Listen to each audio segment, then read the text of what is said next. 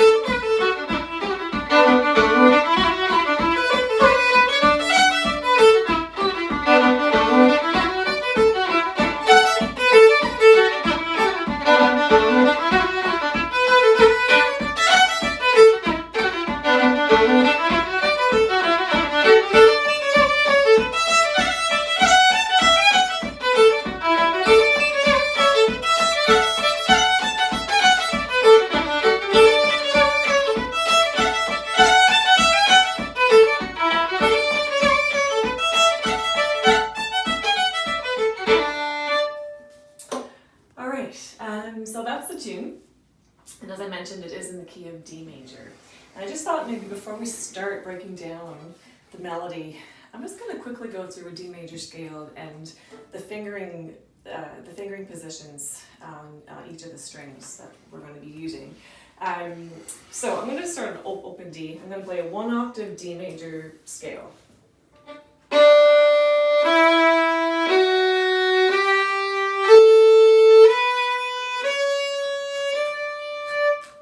So we're going to be, in that key, of course, the F is sharp and the C is sharp. So that means on the D and the A strings, we're going to have a pretty typical fingering shape for fiddle tunes. Our second and third are going to be close together with a space between 1 and 2.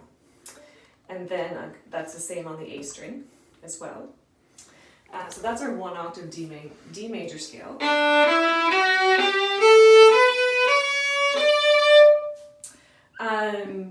That fingering shape is going to change on the E string.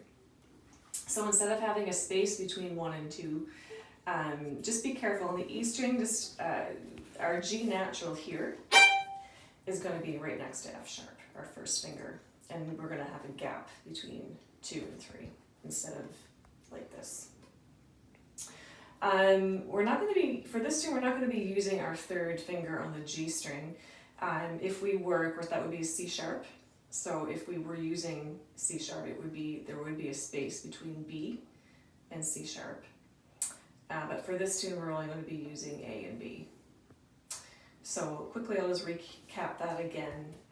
We have on the D string, our fingering position is first finger E, F sharp, and G, space between 1 and 2. On the A string, we've got B, C sharp, and D, space between 1 and 2.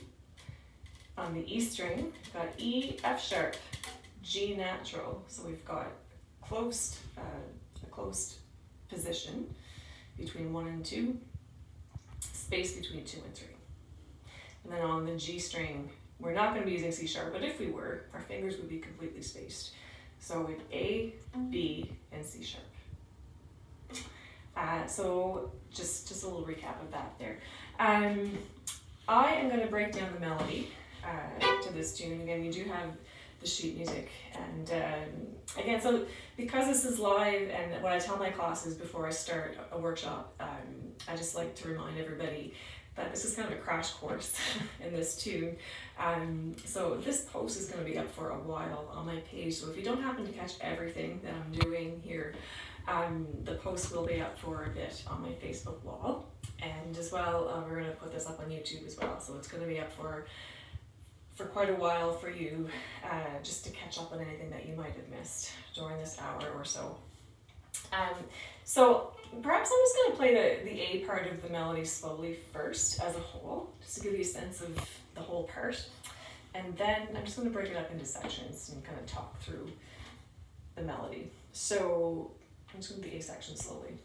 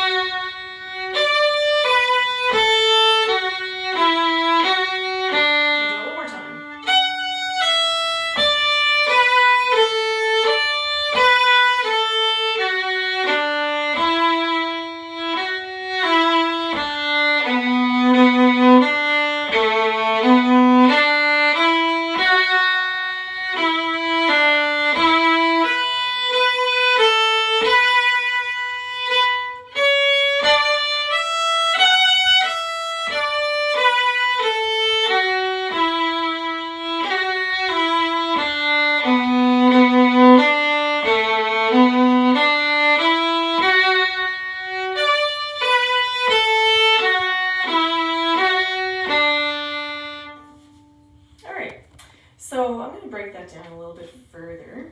To start, we have a couple of pickup notes. So the main beat off the top doesn't begin until after. We'll talk more about that in a little bit once we get into some bowing. But I'm just going to break this down into several different phrases. Let's see how far we get with this one.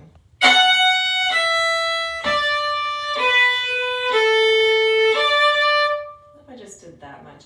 Again, you know, if in your comments, if you are doing some comments, you can let me know if I'm going too fast, too slow. Again, it's an experiment for me, and I know you can't take a rewind button and go back. So anyway, I'm going to play the first phrase again. Again, this includes a pickup. The beat actually begins on this third finger D. So I'm going to start the pickup, first finger F sharp to open E. That's our pickup notes. Down on the A string to third finger D.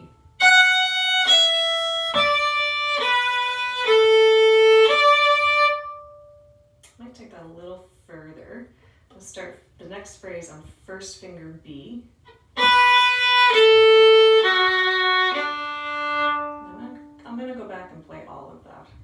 beginning, starting with first finger F sharp on the E string, which I know I'm left-handed.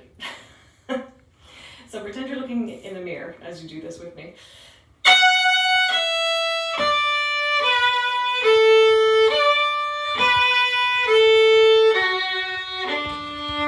Ending on open D. Okay, I'm going to do that once more.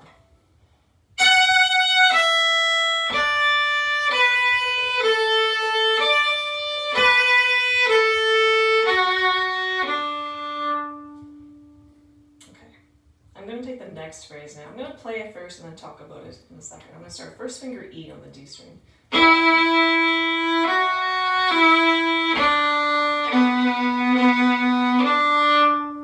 So this phrase is reaching all the way over to second finger B on the G string.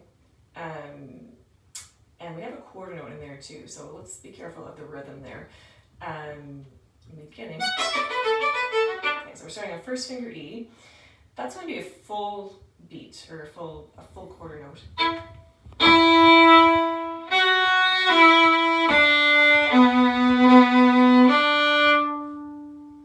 put that one more time. So we're only using fingers 1 and 2 in this phrase. Okay,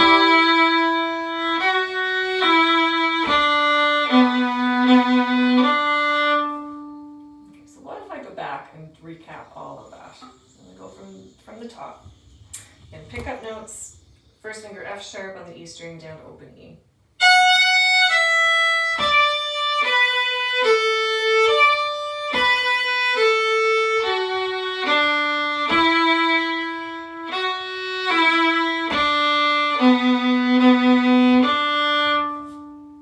How's that for everybody? One more time.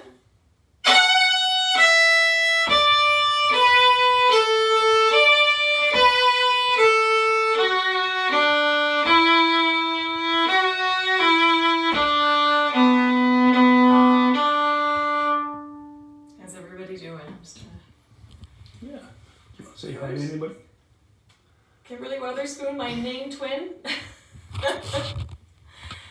Barbara Morrison, fiddle student mine here. It's great. Thank you guys for joining. Okay. You got Tim Eady there too. Oh, hi Tim. How's it going? Loving your shows too. All right, I think we're almost at the mid section here. So.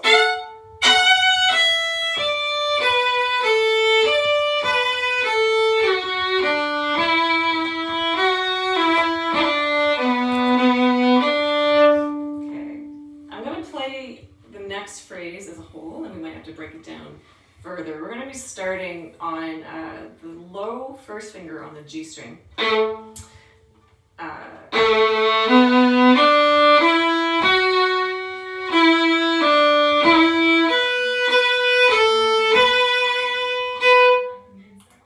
right, so I'm going to play that phrase again.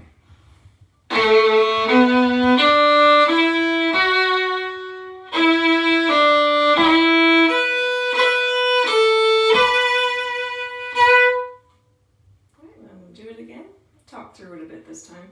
Starting on first finger A on the G string.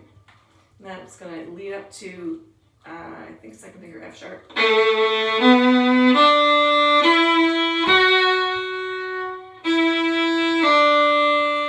we're going to do first finger phrases. First finger E to first finger B on the A string.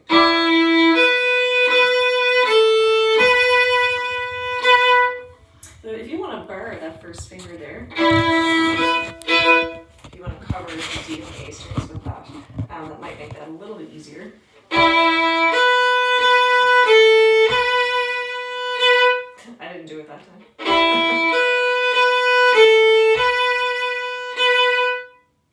All right, so I'm going to take it from the top just so we know where we are. It gets a little bit shaky when we start breaking the tune and down into smaller bits. It's easy to get lost, so I'm going to backtrack to the beginning so we know where we are.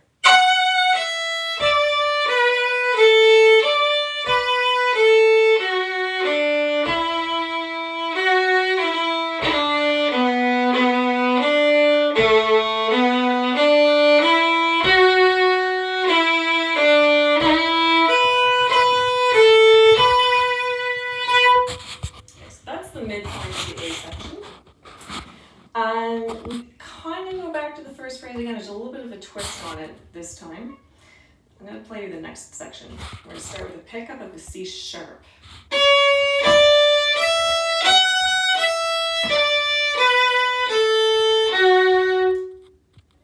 do that again.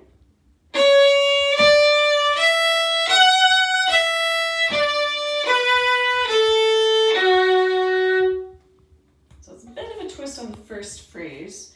I'm going to do it one more time.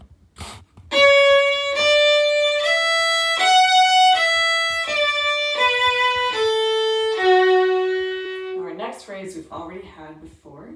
So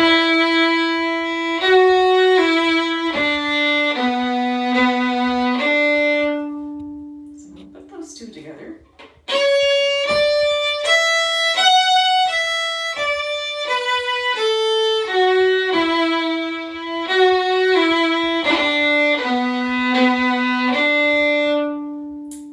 We're getting to the end. I'm going to start again. We've had a similar phrase before. Starting on the first finger on the G string, A.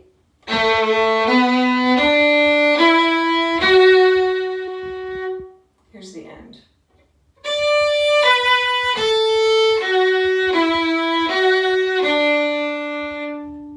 So I'm going to do just the end phrase one more time. Starting on third finger, D.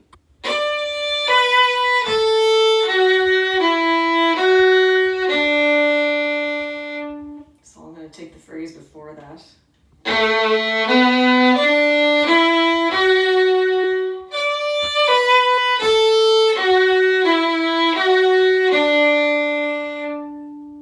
right, and that's the whole A section. How are we doing? See, you got Nellie Bennett. Oh, great. She said, we just did this tune. Hazel Ferguson. Fantastic. Yeah, hi from Bob Cajun. Clive Hannon. I've had Clive at some workshops, I believe. I know the name. Yeah. Everybody's going great. Great. Yeah, hi from Cox Heath, Barbara Morrison. Yep. All right. Yeah. So I'm going to play through the whole A section just to recap. Hopefully you can play along with me. And again, if you can't grab every note, if you're just learning this tune now, if you can't get every single note,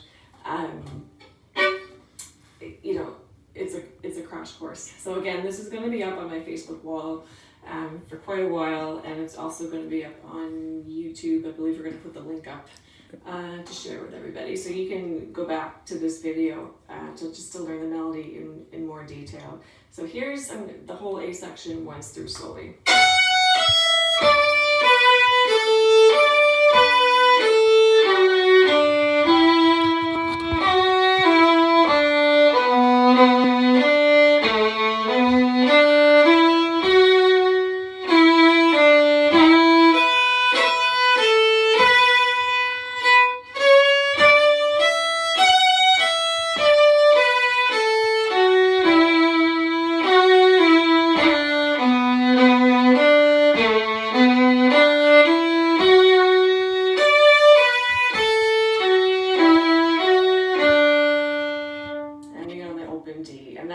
Repeats the exact same way, no second ending.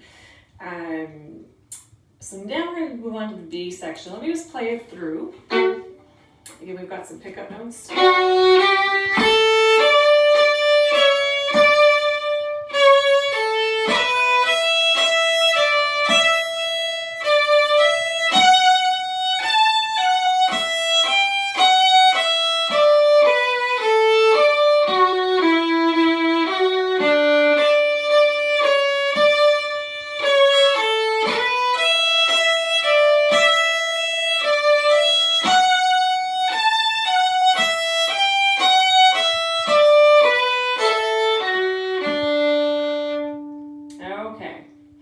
So we're going to start off with some pickup notes. We're going to start off with F sharp on the D string to G.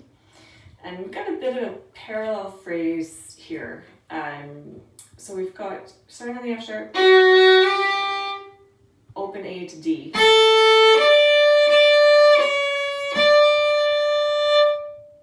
And then we have a similar phrase, just one note up.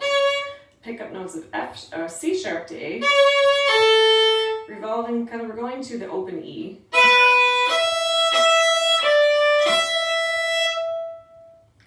let's start that again.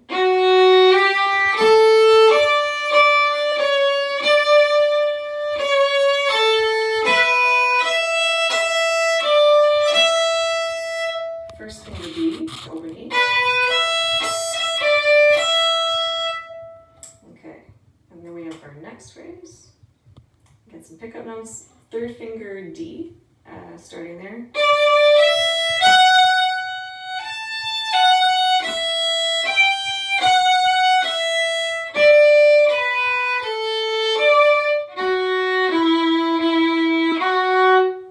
Bit of a twisty bit there.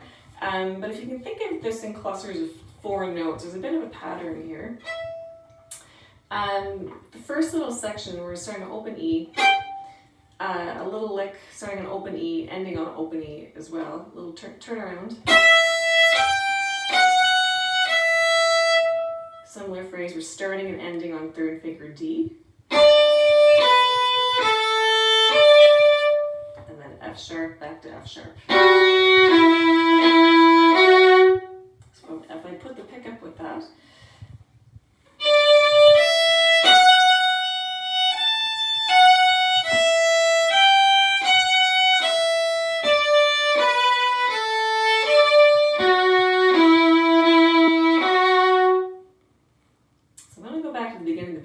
Play up to that point.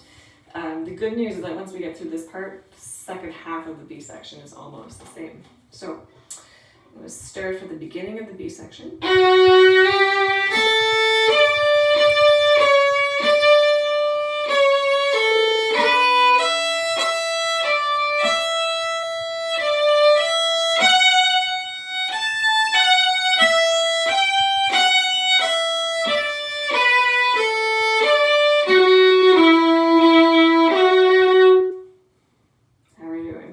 Still here? Yeah. I hope you're able to do some of this along with me. And then we pick up, where am I? So right on the beat, we're going to start with open D. Same thing.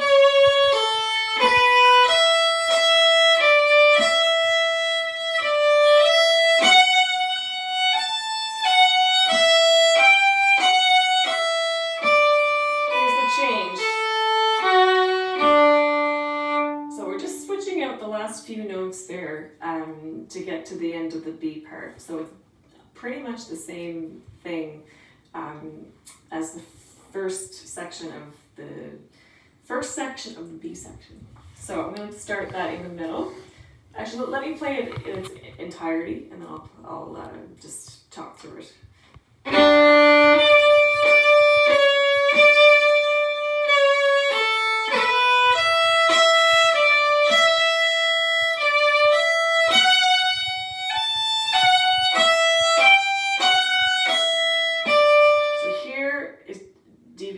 First time around, we're going to go aim to go down to open D. So starting with third finger D, F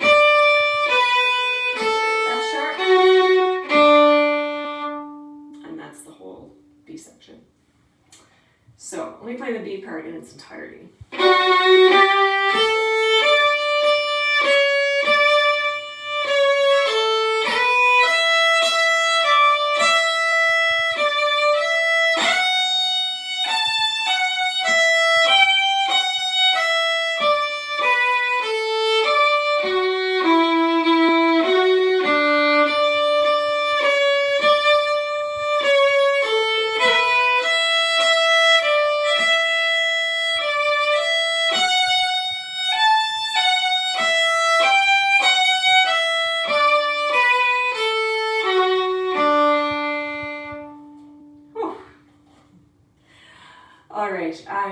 So again, if there's notes that you've missed or sections that you want to review, this is going to be up on my wall after we finish here, and it's also, we're going to put up a link. You can also view this on YouTube as well, just to catch those parts of the melody. And you do have the sheet music as well,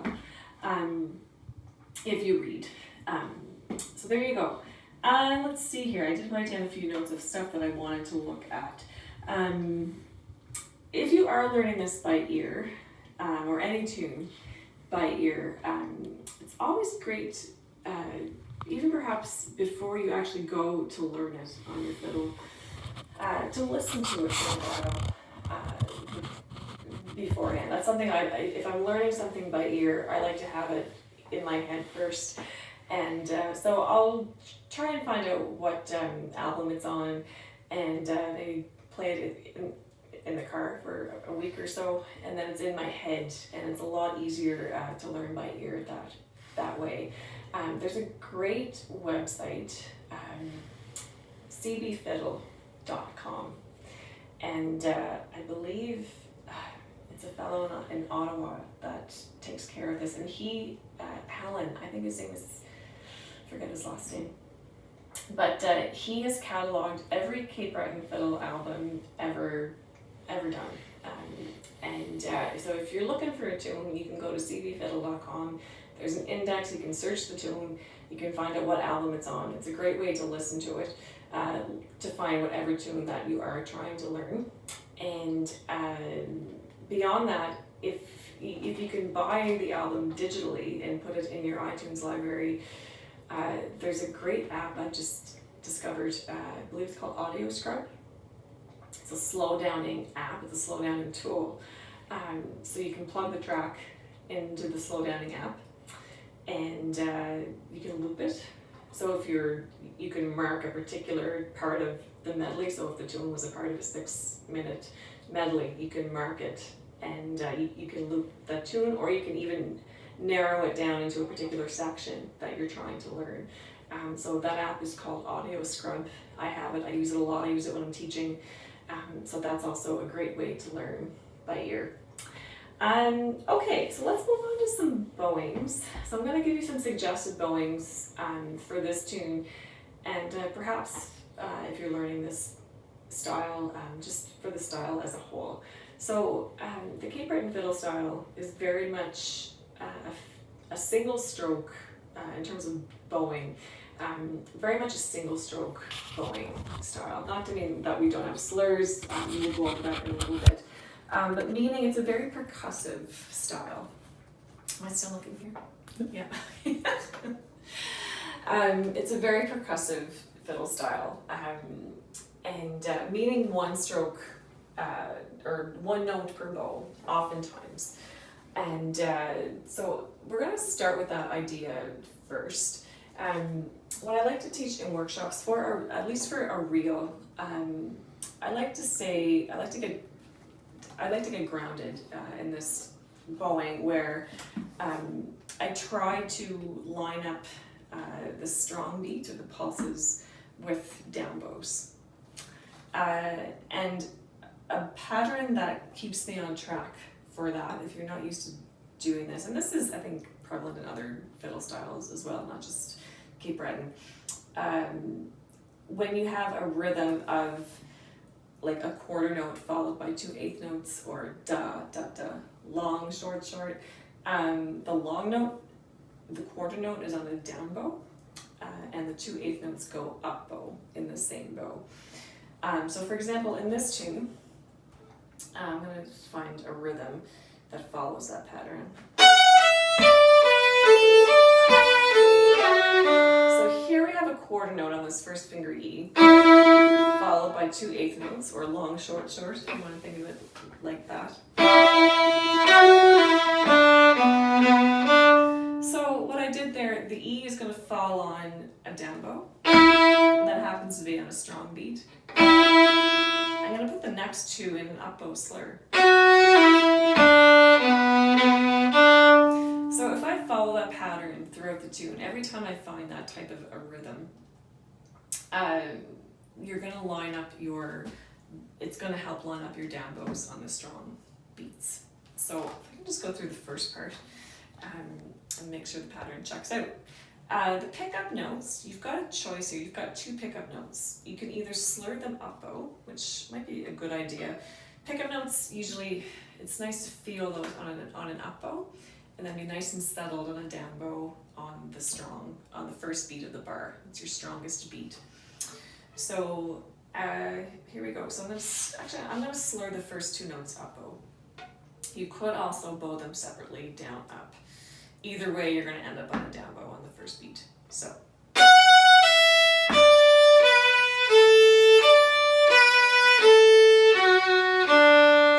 Down bow here. I'm going to slur the next two up bow.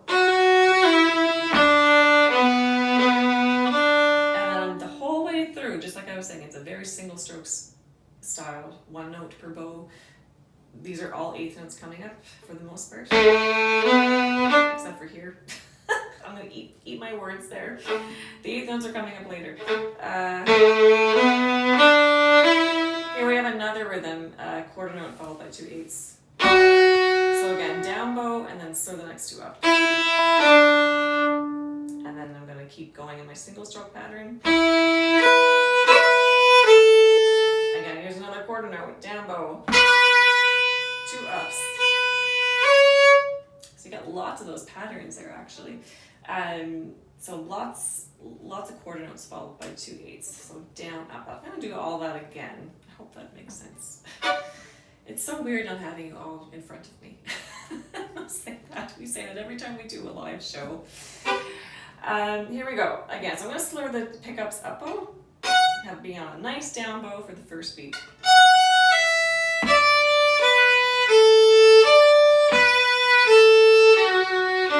Here we go. Here we have a quarter note, long, short, short, down, up, up.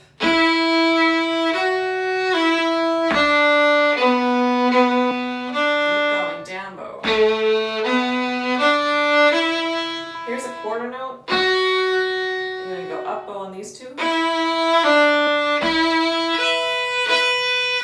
down, up, up. Up, up. Because these are pickups, back to down bow. These are quarter, two up, ups.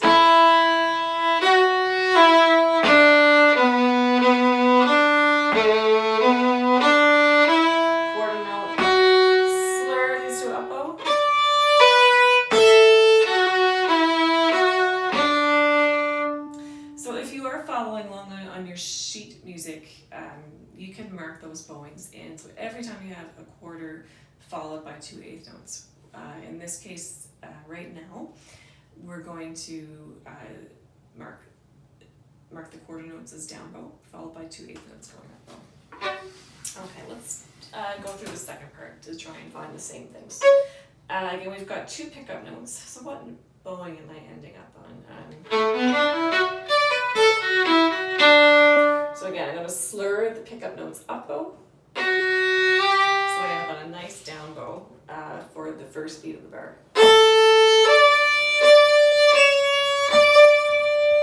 So there's our first quarter followed by 2/8. Down bow. Up here.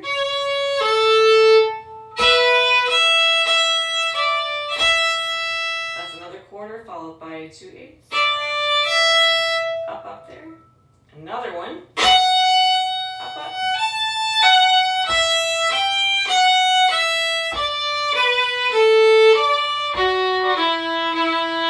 Keep going. We're in a single stroke through here. Same phrase. Down, up. Up.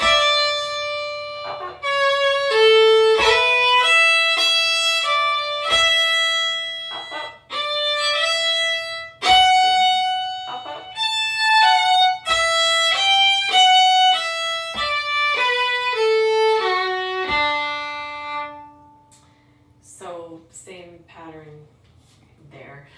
So again, I'm going to give you a couple of other advanced bowings along with this. But if any of you have taken my workshops before or any of my other courses, I'm very big on bowing. And the reason is because that's really the language of any fiddle style. And we talk a lot about fingered embellishments, and that every style, of course, has their own bag of tricks in terms of fingered embellishments that separates the styles. But it's, to me anyway, it's really the bowing patterns. The rhythm is all in your bowing. And that's what we hear really when we differentiate between all these different fiddle styles. So I'm very keen on trying to teach at least what I know about this style of bowing, because that's how you distinguish yourself as a fiddler of any style, is through your bowing. At least that's what I believe. So this bowing pattern that I just gave you, it's pretty simple. It's not totally unique, of course, to Cape Breton style. But what I find with a lot of students who are starting out, a lot of folks really aren't sure what bowing they should be using. This is just a simple pattern to get you feeling where the pickups are and where the strong beats are. So in this style, Cape Breton style, we like to play our strong beats on a down bow. So kind of every time you tap your foot, usually we like to line up the down bows when we tap our foot. And we like to feel the pickup notes to phrases on an up bow. So you can almost feel like the breath and feeling settled in the down bow. So that's the pattern I just gave you, is something that will help you feel that. So that's kind of like what I like to think of as a framework to work from, to feel very grounded in that. So when you, for more advanced players, if you're looking for some alternatives, and this is, I would probably not do that pattern at this point in my playing through that whole tune. There are some other bowings that we can try that you will hear in the Cape Breton style, and it changes the phrasing just a little bit. So this one, this other bowing pattern that I'm going to show you here, I like to call it a shuffle bow pattern. It reminds me of this type of a feel.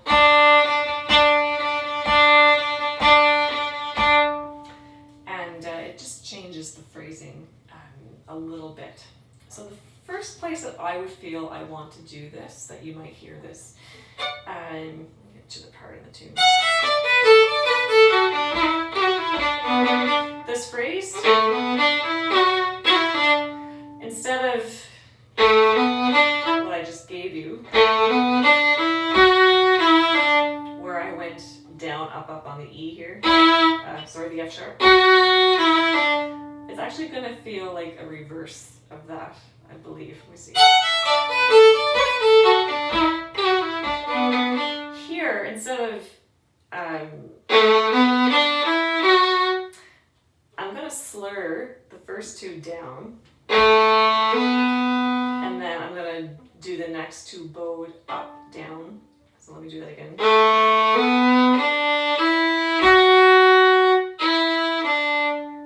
So I get this, if I do it on an open string, I get the feel of doing this.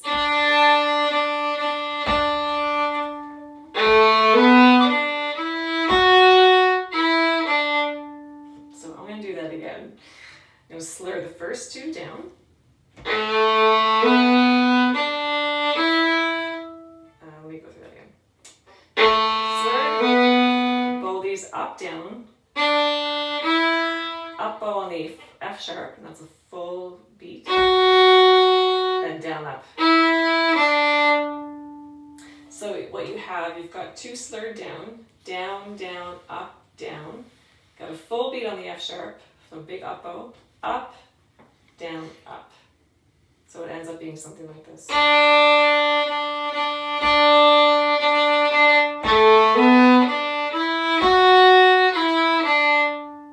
So let me play that up to speed so you can hear what it sounds like. You can hear the difference in the phrasing.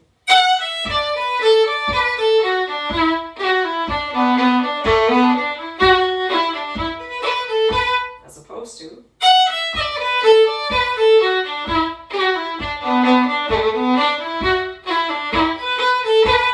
they both sound like a Cape Breton fiddler, but one's just a slightly different phrasing that you would hear. So hopefully it makes sense. Again, it's a bit of a crash course. How are you doing with that? Does that make sense? Yeah, really good. Like, getting some questions there? I don't know. Maybe take a minute to ask questions. Yeah, if you need to take a break from playing, if you need to ask some questions, feel free to do so. Get some comments about some audio scrub. Yeah. Carl Kiersey. Yeah. Uses Yeah. transcribe. Yeah. He's a great slow downer. Yeah. Better than the amazing slow downer. Yeah. Audio Scrub was actually formerly called, I always called it Name That Song, like it was the game show, but it was called Learn That Song. And then I couldn't find it for a while. And then I found out it changed to Audio Scrub. And I just find it's very user friendly. It's great for a phone or an iPad. I found, personally, I found Amazing Slow Downer was great for a computer or a laptop. I found it very hard to use on a smaller device. I've never used Transcribe, but I've heard lots of good stuff about that too. Anyway, Audio Scrub was one that it's just super intuitive for me anyway. Great tool, again, has a great loop function.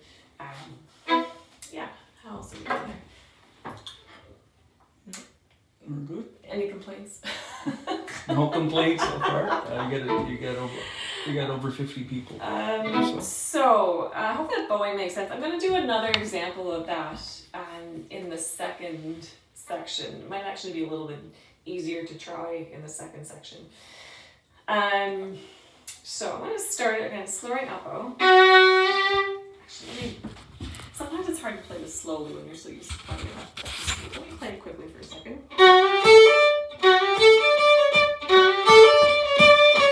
So just right on that first phrase, instead of, I'm going to apply the same bowing there. So I'm going to do slurring the pickups up bow. This time I'm going to slur the first two down, then up down, big up bow on the quarter note D, and then down up. Same exact bowing pattern as the first one we did in the A section.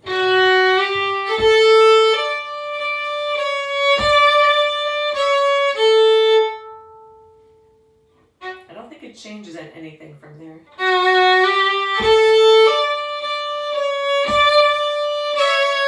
Keep going the same way we did before. Okay? So it doesn't change anything from there on out. I'll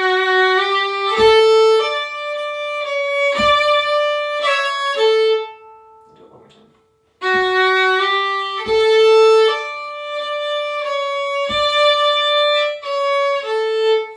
Let me just...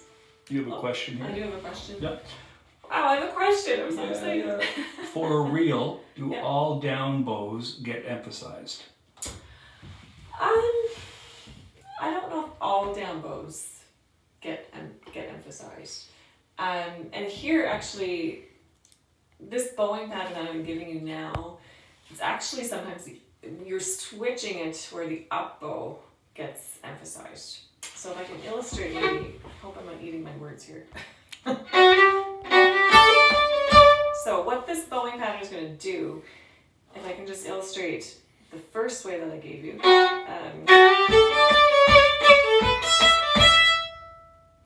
This way, that third finger D on the quarter note is going to go up bow, and it's going to be a very strong up bow. I'm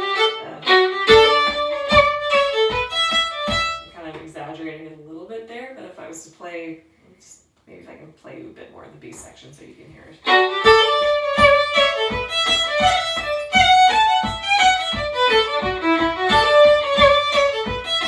So you can hear there, even though, so the up bow, I'm just kind of flipping it around, the up bow is actually on the beat. And it's a very strong up bow. So I really like that bowing pattern. It's a really nice alternative phrasing. And I believe you do hear it quite a lot in this style. It's a little bit different than the playing more of a single note style. And I've really had to analyze my bowings a lot to kind of figure out what I do consistently. And it's a bit of a difficult task, I think, for anybody who has been learning a fiddle style or is intuitive to, what am I trying to say here? I feel like I've learned Cape Breton fiddling as a second language, if that makes sense. I grew up playing it pretty much exclusively, and I don't remember being taught specifically a lot of these ideas. It's literally like learning a second language for a lot of us, where maybe a couple of bowings might have been written out on a page, but we've really learned this. And I think anybody who, if you come from old time or bluegrass or Irish music, you can probably say the same thing for yourselves, where all these bowings seem to be just intuitive. I don't remember how I learned them. I just did. It's just the language that I speak on the fiddle. But I can definitely identify with, having gone to school as an adult for music. I started at Berkeley when I was 25. And I remember I was really keen on wanting to learn old-time fiddling, American old-time fiddling. And wow, that bowing is so backwards from what I'm used to doing. I got the melodies. I was fine on learning the melodies of the tunes. As soon as the instructor, who was Mark Simons, who was a good friend of mine, as soon as he would throw the bowing patterns in, I would lose the melody completely, because I was so used to doing this style bowing. So I understand how tough it is to apply bowings to tunes, because these ones are super intuitive to me. It's how I speak on the fiddle. When I'm learning another style, it takes a lot of effort to get those in there. But with lots of practice, they came. But I definitely don't call myself an old-time fiddler. Yeah. You got a message from Mackmore.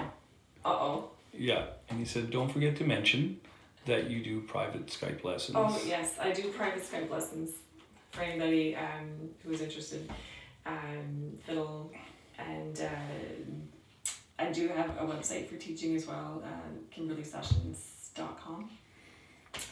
And this is a free workshop, by the way, but if you do feel so inclined, there is a tip option as well. I really feel weird saying that, but I know we're all really struggling in this, but if you can, there is a tip option. There's no pressure to do so.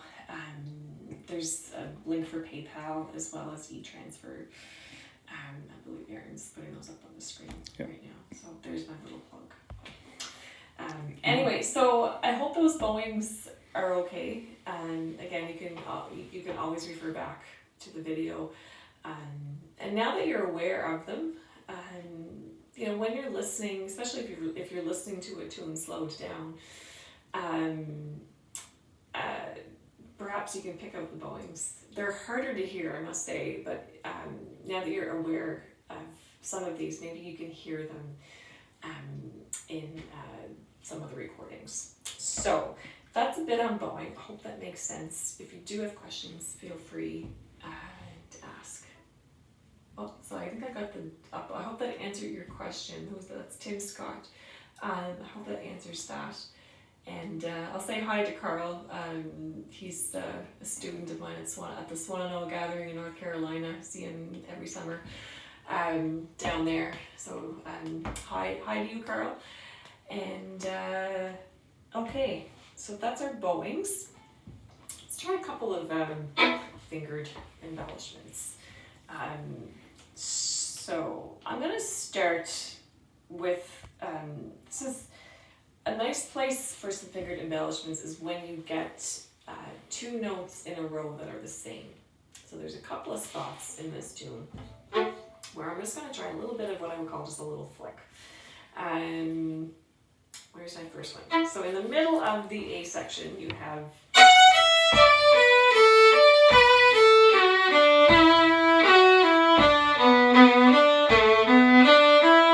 right here. I've got two B's in a row. Sometimes it's nice to separate those with just a little flick, and I don't think it really matters which finger you actually use. When you're dealing with flicks and grace notes and all those things, you're not necessarily going for a melodic sound. You're going for just a blip, a percussive sound.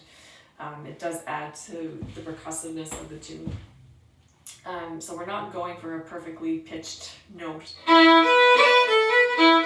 What finger would I use?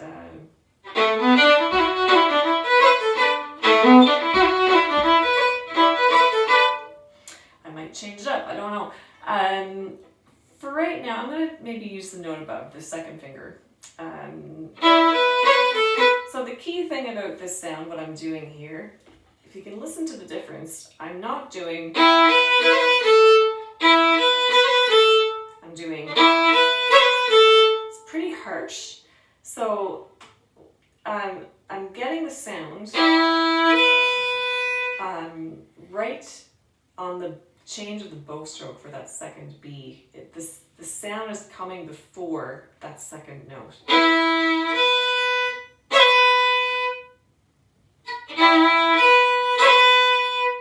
can also do it with your third. So again, it's not, if you can hear the difference, the finger embellishment, the finger that you're using for the embellishment is happening, you're putting it down exactly when you change your bow for that second note. Slowly. And that really adds to the percussiveness and the harshness of the nice, crunchy, harsh sound. And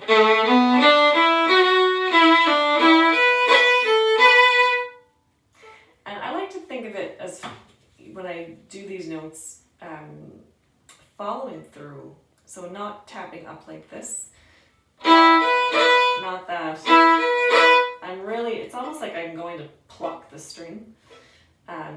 Not quite so much pluck the string, but if you can think of the circular motion, you're following the action through like that, cutting across the string. And there's another nice spot for that, a little bit tougher in the B section. In that opening phrase, you've got 2 D fingers. So this time, my embellishing note is going to be my 4th finger. That's the only one I've got left. Do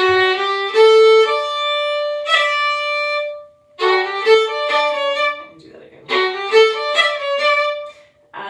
Again, it's a harsh sound. That finger is coming down right on the change of the bow stroke for the next note. So you're actually getting it in before you play that second D.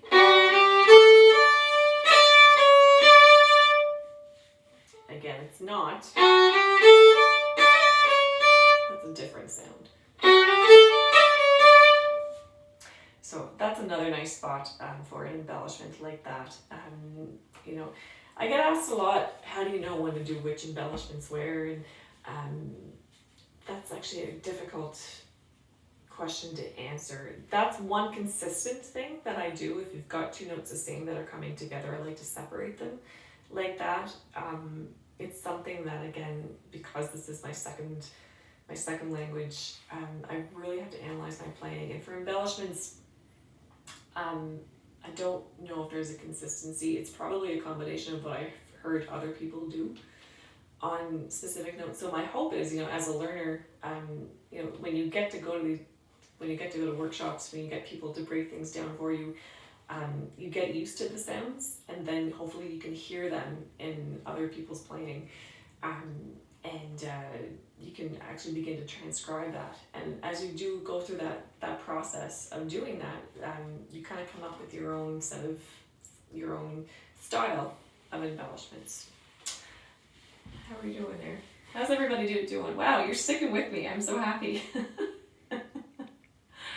Any other questions?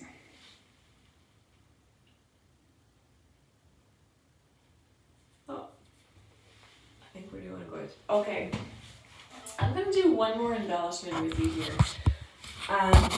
This is, well, I don't know if anybody in Cape Breton has called it this at the beginning, but we do refer to it now as a warble. Kind of a funny word. It was actually, I believe it was coined by Kate Dunley and David Greenberg. They put out a wonderful book a while ago, I believe in the 90s. I wanted to mention as well, if you're looking for any Cape Breton books, by Cape Breton composers, or even older Scottish books, I believe even some Irish books as well, for tunes, Paul Cranford is the guy that you want. He has a wonderful website, cranfordpub.com, and you can find any of the Cape Breton composers on there, any of the older Scottish collections, the Skye collection, Simon Fraser collection, I believe, and a ton of Cape Breton albums and things that you might not find anywhere else. So if you are looking for books of Cape Breton tunes, that's where to go. Anyway, I'm not even sure if it's available anymore, but it's a book called Traditional Music from Cape Breton, Traditional Violin Music or Scottish Violin Music from Cape Breton Island, something like that, by Kate Dunley and David Greenberg. There's an amazing intro, an introduction to the style that they wrote. They've identified so many key aspects of the style, bowings and fingered embellishments. The book is literally a transcription. So if they have a tune, it's actually transcribed from the playing of, say, Buddy McMaster or Ashley McIsaac or Donald Angus Beaton. So they've written down how they played the tune, embellishments, bowings, some variations from other players. So I believe it was these guys that actually coined the term, at least for me, where I got it from, the warble. I know Hanukkah Castle calls it the Cape Breton wiggle. It's a very pipe-styled embellishment. A lot of fingered embellishments that we use here in Cape Breton come from the Highland bagpipes. So let me find a spot where I can play an example of this embellishment. When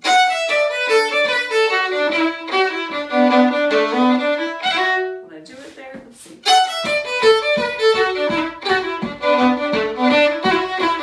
So let's try this. I feel like the second finger is a good place to try this embellishment. It seems like it's a little bit easier on the second finger. So I'm going to use this F sharp. So what is it? It kind of differs from a lot of other embellishments where the embellishment is coming from above the note. This embellishment is actually using the note itself. So it's a little bit, instead of using a finger from above, I'm taking, the F sharp is the note I want to embellish. I'm actually going to take that finger off and quickly put it back down. So it sounds like I'm going to use a pickup note to get into it. So if you can see, I'm lifting my finger. And it's one revolution. So slowly, it's something like this. But I don't know if I'm actually lifting my finger off that much. It's a very tight sound.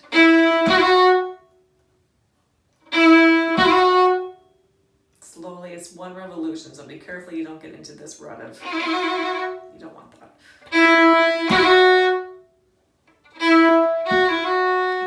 And I find this is one that, I don't know if you want to practice it slowly. I don't think that's actually going to help you. I think you just have to go for it. Slam your finger down and take it back up again and put it down again.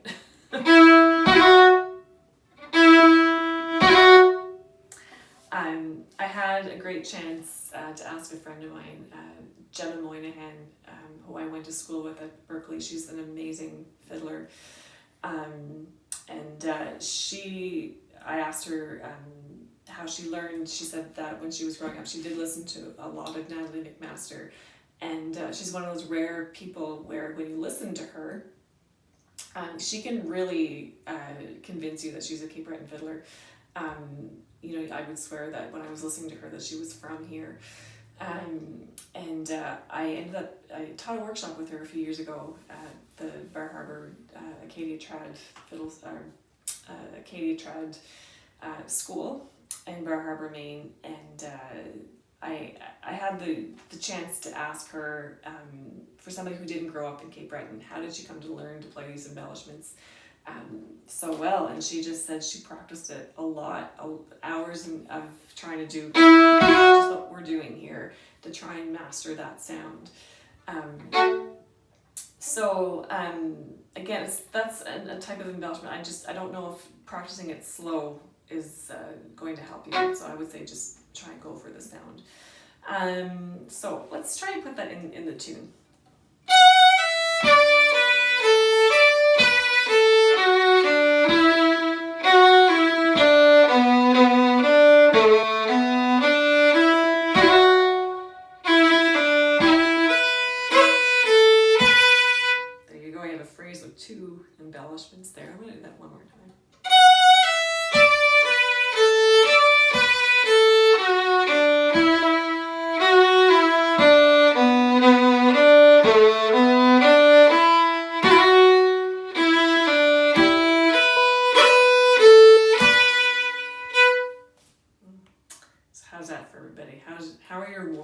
it's coming along. You have a question there. Oh, okay. The slurred up bow after the quarter notes Yeah. has a very bouncy feel. Oh, that's something I want to talk about. Thanks for that question. Any tips? Yes. So, a couple of things there.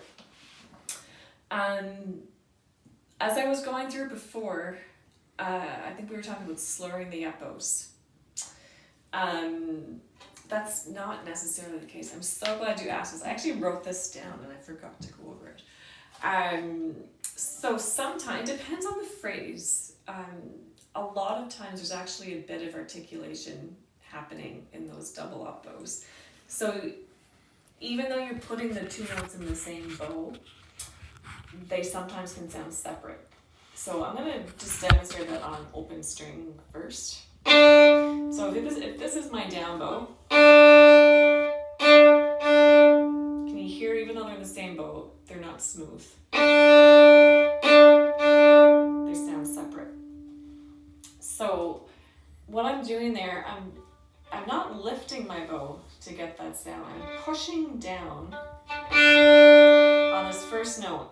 So if you've played in any classical music at all or done any classical technique, this is very similar to like a staccato bowing, where you get that very sticky sound. It's kind of like a press and release. So if I just focus in on that one note, I'm pushing down to get a bite at the start of the note, and quickly releasing my hand.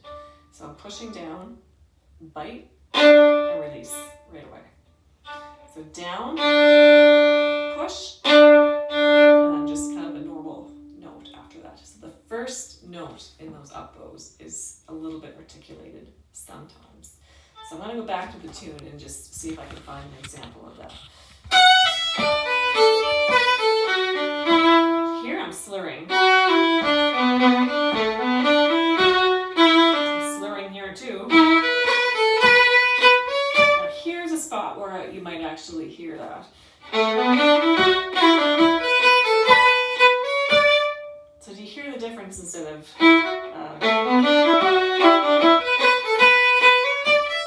slurring it smooth? It's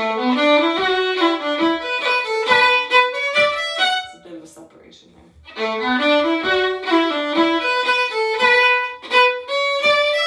Hear the push on that first note.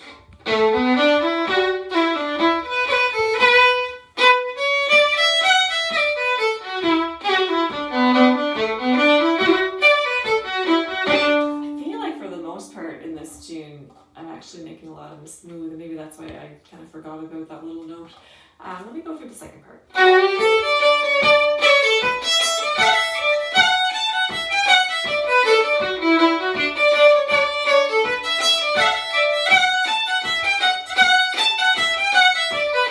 might do it there. So you can hear that slight bit of separation there. So the trick is, if it's something that you're not used to doing, the trick is to release your hand right away, right after you get in that little dig or that little bite. If not, you're going to get this, you don't want that. So again, just demonstrating on an open string. You want your bow to pop, you want the stick to bounce. So you've got to push it a little bit. You bite and release the pressure right away.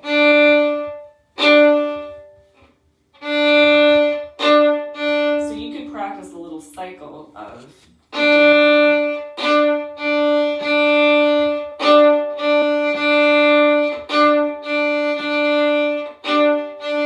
just be careful not to do this. So you see on my stick, I'm still pressing down. You don't want to do that. Press and release. So that's kind of like a staccato bowing. So I hope that answers your question there. Only available in libraries. Oh, that must be the Dungreen book. The Dungreen collection. Is that what you're referring to, Tim? It is out of print, unfortunately, as far as I know.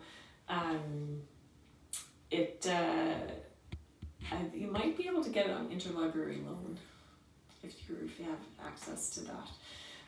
It is a great book. I know, actually, I think somebody I know might have scored a copy of it on eBay. It's such a rare thing. It is a wonderful book. So it's by Kate Dunley and David Greenberg. Traditional Scottish violin music of Cape Breton, something along those lines. It's the Dungreen collection. If you're wondering, it's a wonderful it's a wonderful collection of Cape Breton tunes. Anything else that I wanted to do? So what did we cover? We broke down the melody. We went over some bowings. We did a couple of embellishments on this tune. So maybe what we should just cap all this off. I'm gonna try and play through this kind of medium-ish speed if you want to try and play along and work in some of the things that we talked about. So I'm gonna start by starting up bow.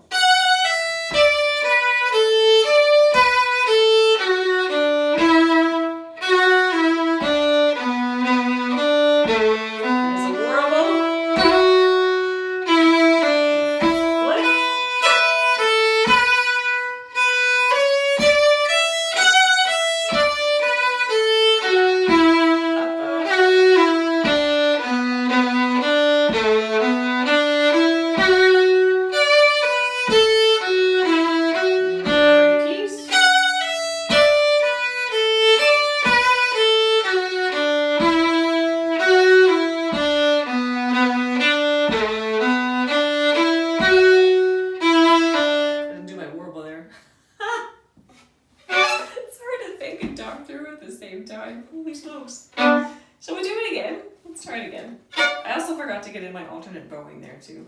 Okay, let's try it again.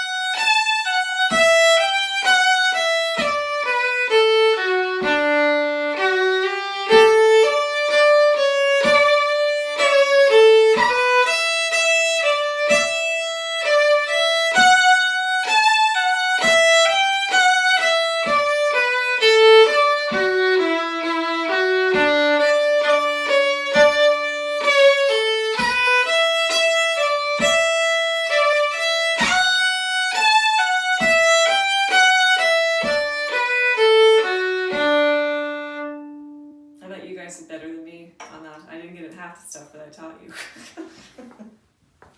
It's hard when you first learn something, of course, to work it in. So, of course, you know, if you're working in this bowing, we did the alternate pattern there.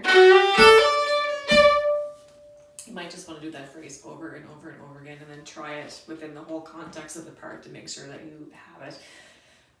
The same thing with any of these embellishments, if you're trying to do. One thing I was thinking of as I went through that was, do I do that embellishment with that bowing pattern?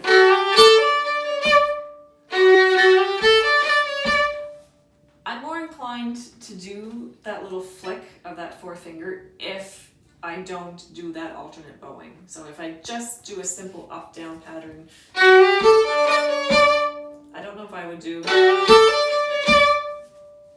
So there you go. That's one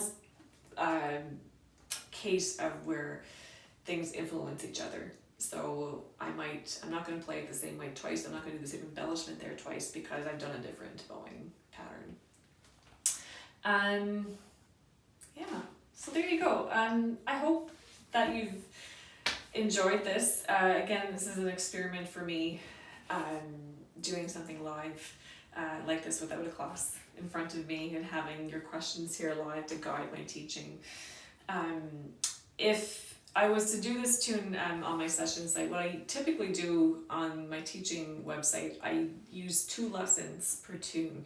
One focuses on bowing, one focuses on the fingered embellishments, because as you know, just by doing this, it's quite a lot. So that's how I like to structure the lessons on the site, and that's at kimberleysessions.com. And again, if you want to do some Skype, I'm available for that as well, for private lessons. Again, if you can, this is a free workshop, there's no pressure to do so. There are a couple of links there for tip options. Again, I know it's an incredibly tough time for everybody, but if you can, there are a couple of tip options there if they're PayPal or e-transfer. So I hope you enjoyed this tune. It's a great tune. I know I got a hello from Randy on my Facebook before, so if he's watching, hi to him. Wonderful fiddler who this tune is named after, and I believe he lives in PEI now. And again, the tune's composed by Brenda Stubbart, the fabulous Brenda Stubbart, who's an amazing composer. And it's in, I should mention, it's also in Brenda's tune collection, which is published by Paul Cranford, cranfordpub.com. I should have put up a picture of that. I didn't think to do that before the workshop. But if you want any more tunes by Brenda, they have been published. There's 2 collections of her tunes, 2 volumes of her tunes on Paul Cranford's site, cranfordpub.com. So, Tuesday. Oh yes, we do have a live show coming up here on Tuesday.